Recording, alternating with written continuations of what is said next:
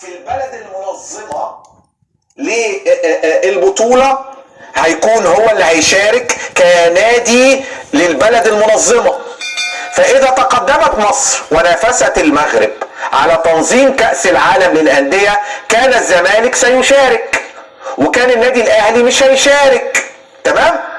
طيب لو مصر اتقدمت في نقطتين، لو مصر اتقدمت يعني انتوا شايفين الوضع كده معمول اهو، ومصر اتقدمت عشان تنظم كاس العالم، وده شرف ما بعده شرف ان احنا كبلد نستضيف بقى ريال مدريد عندنا، ونستضيف مثلا الهلال السعودي لو معرفش ايه، ونستضيف بطل امريكا الجنوبيه فلامينجو، ونستضيف بطل امريكا الشماليه واوكلاند سيتي وكده، ويبقى الزمالك موجود.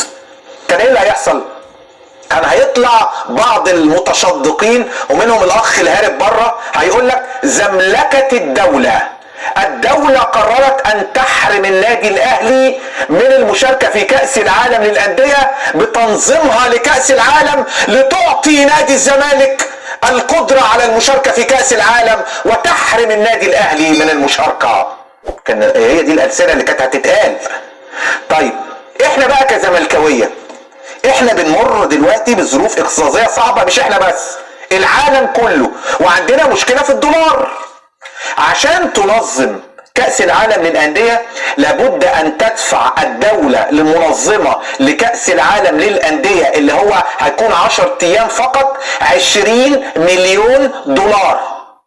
والمغرب عندما تقدمت بتنظيم بطولة كأس العالم للأندية وضعت 20 مليون دولار للاتحاد الدولي من أجل الحصول على شرف تنظيم كأس العالم للأندية. انتوا عارفين المغرب لسه واخدة 25 مليون دولار عشان المركز الرابع، المركز الرابع 25 مليون دولار، المركز الثالث 27 مليون دولار، المركز الثالث اعتقد 35 مليون دولار، والمركز الاول اللي هي الارجنتين حصلت على 42 مليون دولار. فاذا احنا كزملكاويه وكنادي الزمالك وقناه نادي الزمالك عارفين كويس جدا ان الظروف دلوقتي لا تسمح ان مصر تدفع 20 مليون دولار الايام دي عشان تنظم بطوله في 10 ايام، رغم ان في حالة تنظيم مصر هيكون للزمالك الشرف في المشاركة في هذه البطولة الكبرى. احنا بقى ولا عندنا مؤامرة كونية ولا طالبنا بالمشاركة ولا قلنا احنا الاحق ولا قلنا كلام من هذا القبيل، لكن قلنا حاجة واحدة، لو بلدي اتقدمت بتنظيم البطولة الزمالك يشارك لانه بطل الدوري.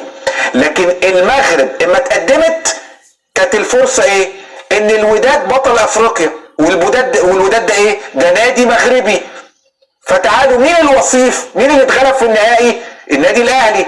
فهاتوا النادي الاهلي يشارك، لان كده كده ما ينفعش الوداد يشارك ويبقى المنظم وهو بطل افريقيا، فنجيب الوصيف يشارك لان اللوائح بتقول كده. اذا مشاركة النادي الاهلي ليس لانه بطلا، ومشاركة النادي الاهلي ليس لان الامارات نظمت ولا السعودية نظمت ولا مصر نظمت ولا اليابان نظمت، لان مشاركة النادي الاهلي الوحيدة اللي تخليه يشارك في كاس العالم ان المغرب هي اللي هتنظم.